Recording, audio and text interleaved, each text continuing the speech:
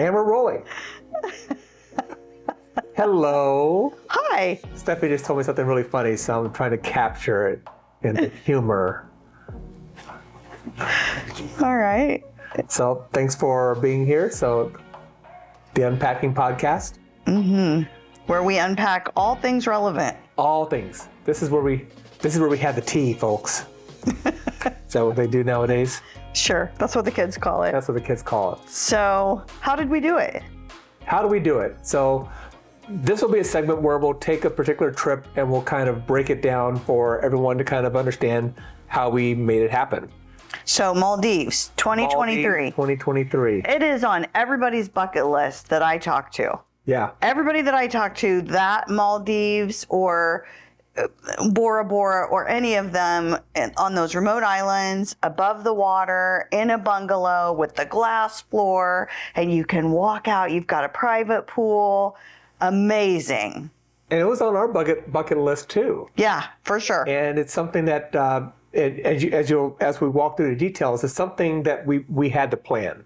Oh, yeah. And we planned for a long time. We planned for a long time. It was probably a good year and a half, 2 years before we set foot in the Maldives that we had started planning this, and we'll kind of walk through what we did to get to the point where we were on a Qatar flight. In a Q suite. In a Q suite on our way to the Maldives. And if you don't know what that means, you are in for a treat. Yes. So let's kind of go all the way back. So number one, we started with this on this bucket list of going to the Maldives. Mm-hmm. And our planning process started, so we went in 2023. So the planning process started probably late 2021 because the first thing we had to think about was how are we going to get there? And most of our travels, when we do travel, we travel economy. Mm-hmm. And we're perfectly fine with that. In many cases, it saves dollars and it makes sense. It makes sense. Ooh, very good. and we'll talk about this in a future podcast between flying economy versus flying premium economy, business, first class. In many cases, the cost savings of the relative inconvenience of flying economy is worth it to be able to spend that money for subsequent trips or what have you. And there are some hacks you can do in terms of really monitoring the seats so that in our case, we always try to get an empty seat between us. So that adds extra leg room as well. But for this trip, we really wanted to, because we're doing for our anniversary, we wanted to have everything tip top. And one of the things that was important to both of us was to actually fly business class. Mm-hmm. Then we found out about the Q suites. And the Q suites are exclusive to Qatar. And what they are is that they're your traditional business class seats. But instead of having the barrier between the two seats, there are certain rows where the barrier lowers down and the seats can be brought together to make basically a double bed in the sky. Mm-hmm. And while there's a club that I hope that we had an opportunity to join, someone wasn't up to it, because of everyone else in the cabin and all this stuff. And stop yourself while you're ahead.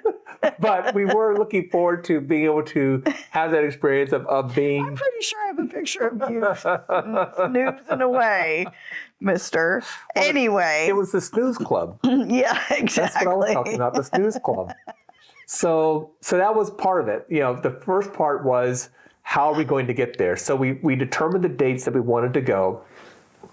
And in most cases, when you're looking for award seats, those calendars can be a little bit finicky. So the first thing we did, and I'll have links down below as well as on our website, b2g.travel, is I went out to awardhacker.com. Mm-hmm. So Award Hacker does one thing and does it one thing very well, and that is you can put in the starting and ending point that you have for your trip, and it will tell you what the typical number of points necessary on the various carriers to make that trip. And so that was the first thing, just kind of get a sense of what will this typically be. And what we found was that for Qatar, that you can use 70,000 American Airlines miles per person to fly business class from Chicago to Male, which is the city that you fly into for the Maldives. So that was step one. Mm-hmm. Now that may vary based upon if it's a premium, if it's on season, what have you. But that gives you a sense of what to budget for. Mm-hmm. So the first step then was, okay, well, we have to come up with 140,000 American Airlines points to make the trip to the Maldives. Right. And since American Airlines is our preferred travel airline, we were already accumulating miles as it is. And so in our case, we were already pretty close to getting the points we needed. But what we didn't have at the time was a Barclays American Airlines card. Right. So I think you had one first, mm-hmm. and then I got one, and that immediately gave us a bunch of points right there. I'll put down the bottom specifically how many points it was, but I think it was like 60,000 or 70,000 points. But what that led to is we had enough points for the trip. And so at that point, we were talking probably... For one way. For one way. So we were going to be stuck in the Maldives we were going to be stuck. Indefinitely. So what happened, though, was that one of the times that we do look to acquire new credit cards is when we have big expenditures coming up. Mm-hmm. And in this case, the big expenditure that we had coming up was taxes. And so we used that time to get the card necessary so that we could apply our taxes to the card, pay off the card, but then have those points. So at this point, we had the number of points necessary to get there on American Airlines. Now, that was the January-February timeframe. Mm-hmm. We started watching the American Airlines website, and we saw that it was still going to be that basically those tickets weren't going to open up, or those flights weren't going to open up until about April of 2022 for flights in April of 2023. Mm-hmm. And so we kept waiting, and I remember I was sitting in a Starbucks when it was April 22nd or whatever for 2022. And I went on the American Airlines website and I saw the flight. And then I went on to Expert Flyer, which I'll also link before. It's a little bit more of a geeky tool, but from that tool, you can find out exactly what type of plane is making that trip. And of the business class flights, which one specifically is the Qatar flight that has the Q suites? And we found it. Meaning Chris. Chris did all this. But it was fun. It was literally like playing detective. And so I took the miles. I booked our flights to the Maldives on American Airlines booked on Qatar. Mm-hmm. Their partner. And then I went onto the Qatar website where I had an account already ready, and then went in and specifically selected the seats that we want. So that's a tip that people don't think about sometimes, is make the effort of going in and actually reserving the specific seats that you want. We do a lot of jockeying around on flights, particularly when we're flying economy, so that we can make sure as best possible that we luck out and have a seat that has an empty middle seat between us. Mm-hmm. But long story short, we got our flight to the Maldives. I remember I told you about it, and I said, have no idea how we're going to get back, but at least we're going to the Maldives. Yes. And that was something where I think we ended up spending about $20 out of pocket for a minimal amount of taxes mm-hmm. for that. Mm-hmm. So that was pretty amazing. It really was. And so the next part then was finding out where we wanted to stay. Right. And there are a lot of, so if you've never been to the Maldives or aren't familiar with the area, there's just, I think they said over 100 different islands. And of those, there's probably a good 24 of them that have resorts on the islands. And I'm sure they're all amazing.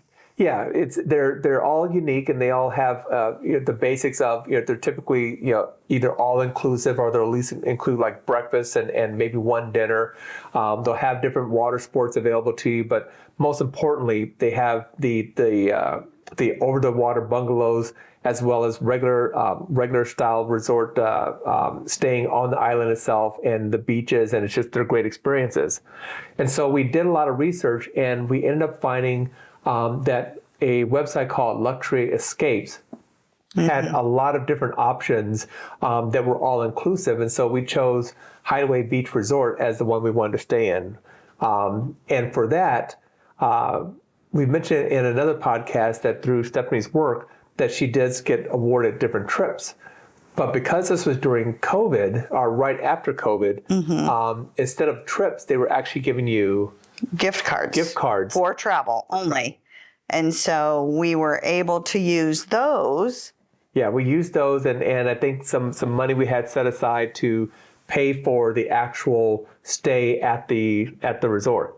I think we actually just used gift cards. I think you did. We used 2 of them. We did. Used all of one and a portion of another one. And then I think we used a little bit of a third one because I think there was like 1 penny left. And you're like, oh, we can throw it away. I'm like, no, I'm going to keep this 1 penny. So? Well, because it was a funny story because in order, we're talking, so it was $10,000 because we were staying for a week. Right. A lot of money. That's a lot of money. A lot of money. But fortunately, we weren't going to have to pay for that portion of it. Mm-hmm. But in order to do it on the website, you had to... it wouldn't accept more than one form of payment. Correct. Unless you used gift cards. From the beach hideaway. Right. So I remember I had you come upstairs to the room and I said, you're going to sit here next to me while we do this because if this goes horribly wrong, at least we're in this together. You have a witness. Yeah. So we ended up buying, I think we had to buy like 5 or 6 different at least. I think it was even more than that. I think you're right. So we're sitting there, we had a notebook. And so we would put it in because I think each one could only be like $1,500. Yeah. So we would get the gift card, put our credit card in there, and then I'd write down the number because I was like, if anything goes wrong, I need to have these numbers. Right. And then we did this every single time, and then we called them up and said, we'd like to book. And because the only way to book was then calling them. Yes, was a phone call. Then we had to go through every single card, but at the end of it, we had it all done. And we had one of the cards that had a penny on it, but I was not. In fact, I still have that card with just a penny left on it. Fabulous. So that checked the box. We could get there, and we had a place to stay when we arrived, and it was all inclusive. Yes. So that was a big part of it for us. So we do have a video that you can see on our YouTube channel that actually talks you through how we got to Hideaway Beach Resort, but it was all inclusive for both the meals as well as the transportation from the airport directly to the island and back with the porter. It was fantastic. Wow. What a memory. It really was. Yeah. So then, now that we knew how we're going to get there, how long we're going to stay, then we had to book the flight back. It was important to get back. It was, especially for our kids. But and our jobs. And here's something that I want to bring up. Whether it's on TikTok, Facebook, YouTube, you'll see people talk about, hey, for only 70,000 miles, you can go to the Maldives. That's great. But then there's the coming back. And again, we're not opposed to flying economy. Flying anywhere, whether it's economy, business, premium, we just love flying. We love being at airports. We love that whole journey. But for this trip, we really wanted to also come back taking a business class flight. We wanted to be refreshed. We really did. And so we didn't have enough points or miles left with American, but what we did have were ultimate reward points from our Chase cards. And so unlike with American Express, you can transfer points between cards. And so Stephanie had her own card. She transferred some points to me. I took my points and then transferred all of them over to Aeroplan. And the reason I transferred them to Aeroplan is that Aeroplan is the point system used by Air Canada, and Air Canada is a partner with Etihad. Etihad has flights that go from the Maldives back to Chicago in their business class. And so I was able to make that transfer and then actually get our flight back in business class as well. And so for that one, we were a little bit shy on points. So I think we ended up spending like about $800 in addition to our points for that. But to be able to fly round trip to the Maldives in business class on 2 phenomenal airlines, and our total out of pocket was $820 something was just great. Well, yes, that was an unbelievable trip for $820 out of pocket. Yeah, it was, wasn't it? It really was. Yeah, that one is one to chalk up to just an excellent, outstanding trip. You did such a good job on that. Thank you. Yeah. So Chris worked really hard, and it would really benefit anybody who is willing to watch your video and understand how you did it and to take tips from you, because that's no small feat to travel business class there, business class home.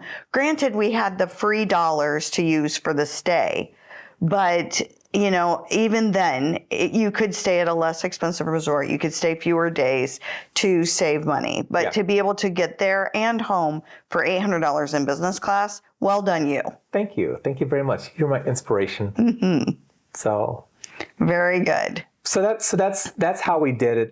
If you have any questions, please just drop them down in the comment section, or you can reach out to us on the other socials as well. We would love to share and even help as much as we can in how we did our own planning. But part of the joy of the way we travel is the opportunity to really spend the time and figure out ways to do it, because it's one thing to go and have a great time. It's another thing to know that you actually did a lot of planning together, and your partner, your spouse, or your friends are really excited about how you're able to kind of save money and have a great experience too. Absolutely. So, random question. Yes.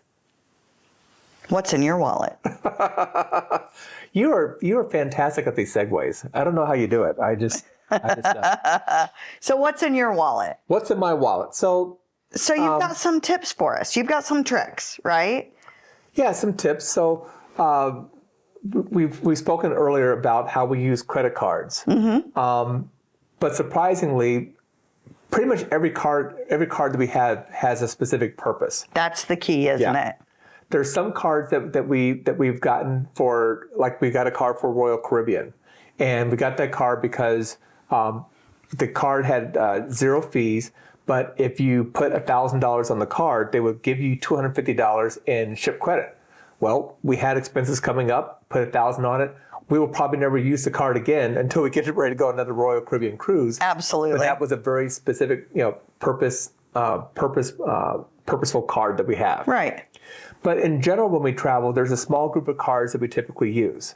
Can you tell us more about that? Yeah. So for airfare, we usually try to use a card that is associated with that airline. That makes a lot of sense. In our cases, most of our travel is on American Airlines. So when we go to book the trip, we'll actually go on the American Airlines website and we'll book the trip there. Right. Same thing with Delta, with United, with Alaska.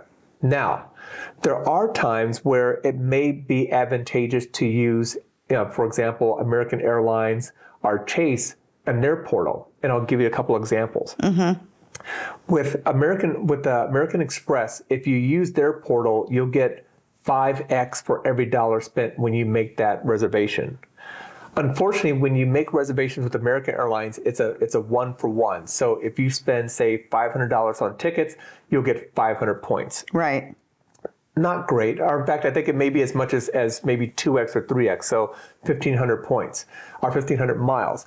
That may not be enough to really entice you if you know that you can actually get 2,500 points with American Airlines, which are transferable back to other airlines. So that's something to keep in mind. With American Airlines or American Express?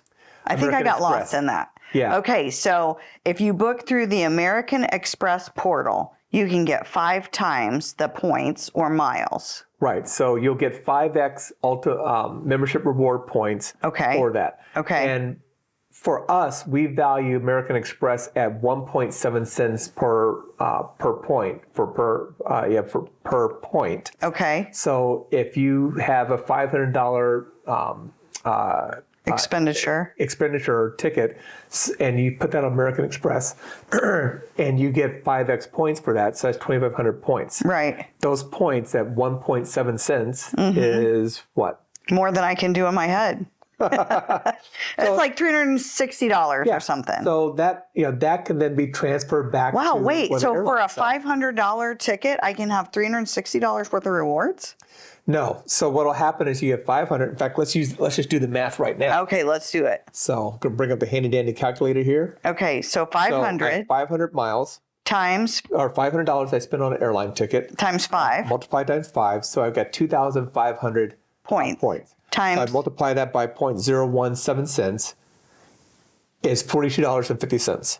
Okay. So now $42.50 may not seem like a lot to you, but this starts to add up, and you may decide that having that $42.50 of value on American Express that can be more transferable to either other airlines or to hotel costs may do better for you than just having 500 points or 1,000 or 500 miles or 1,000 miles sitting in your American Airlines account. Right, because it took 70,000 miles per person for the trip. Correct. To the Maldives. Yeah. So 1,000 miles isn't going to get you very far. It's not.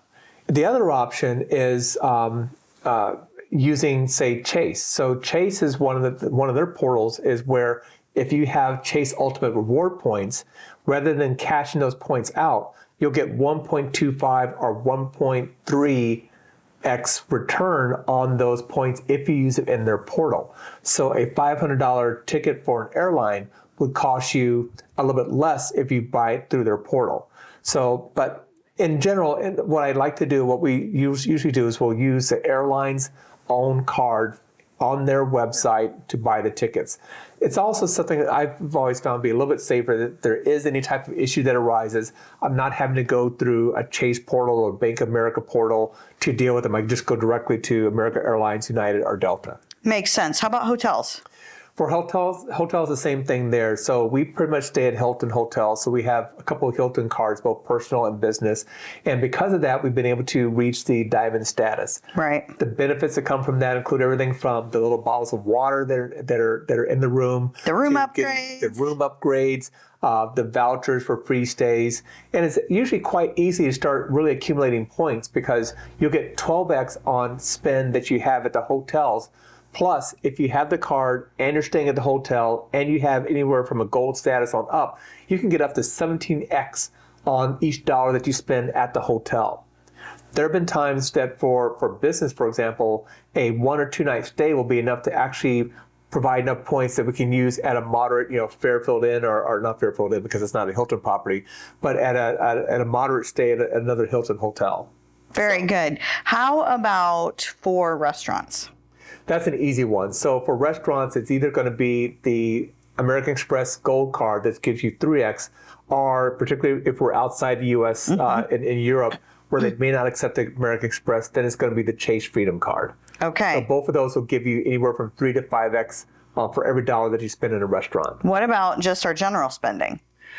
So for general spending, it usually goes into 2 categories. If it's a big spend and it's something where I want to have an extra layer of security in terms of warranty, then I'll use the American Express Platinum card, or we'll use the Chase Sapphire Reserve or Sapphire Preferred card because they do have additional warranty that they give you on products that you purchase. Okay. Apart from that, we usually find the Chase Freedom card is a good go-to card for just general everyday spend.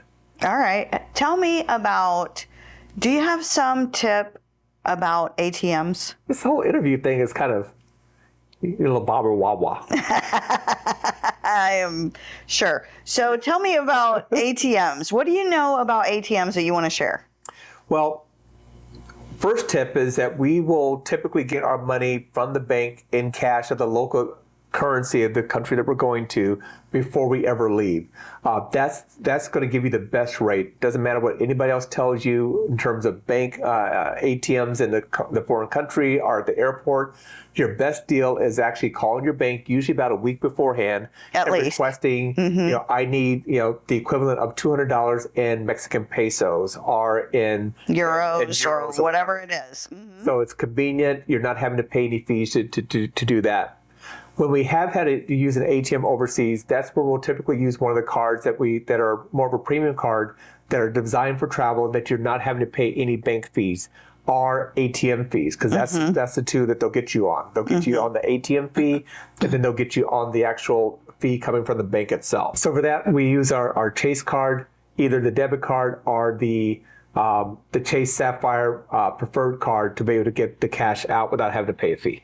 Okay, very good. And any other tips? I know you've taught me that when you're using an ATM, what is it that you always want to look for before you ever insert your card?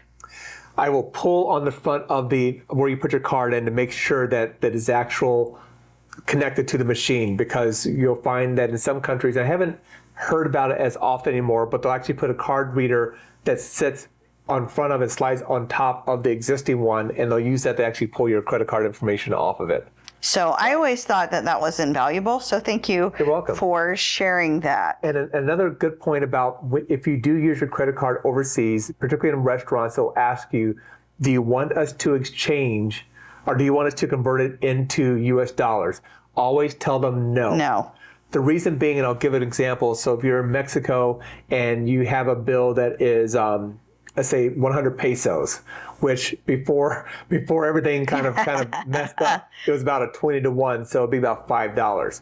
So in your mind, you might be thinking, well, yeah, go ahead and exchange it so that I'm only being charged $5.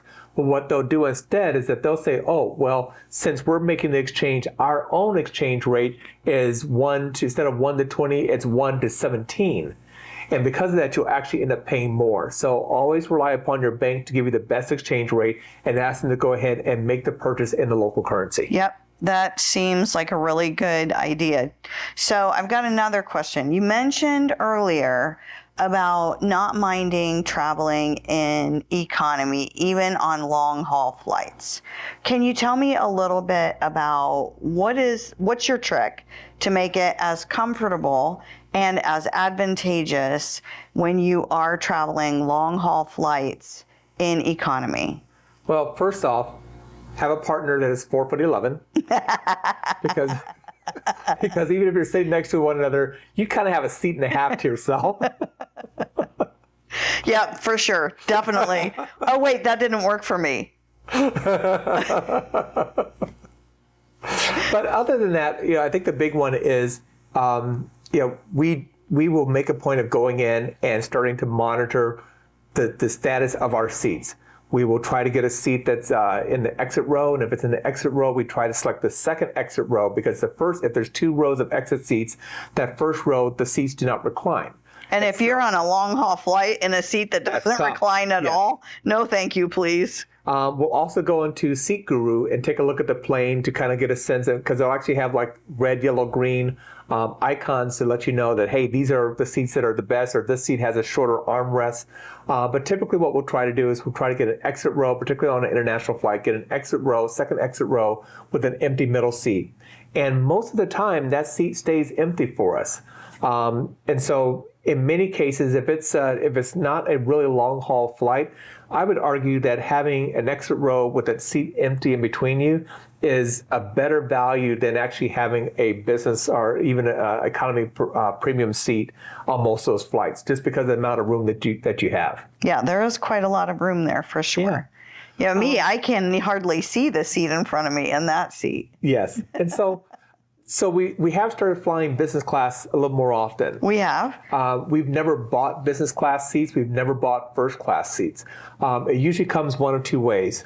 With American and even to some extent last year with United, when we were United, I think Gold, we would get upgraded at the gate. And that's our day before. And that was always a nice surprise. The trip that we took to Nevis, we got upgraded. Right. And I think the trip to Barcelona, we got upgraded on the way back, I think. No, we had premium seats on the way back. Yes. But on the way there, the other option is that usually the day that you go to check in, or even at the gate, they'll usually have a fire sale on business class or first class seats. In the case of when we went to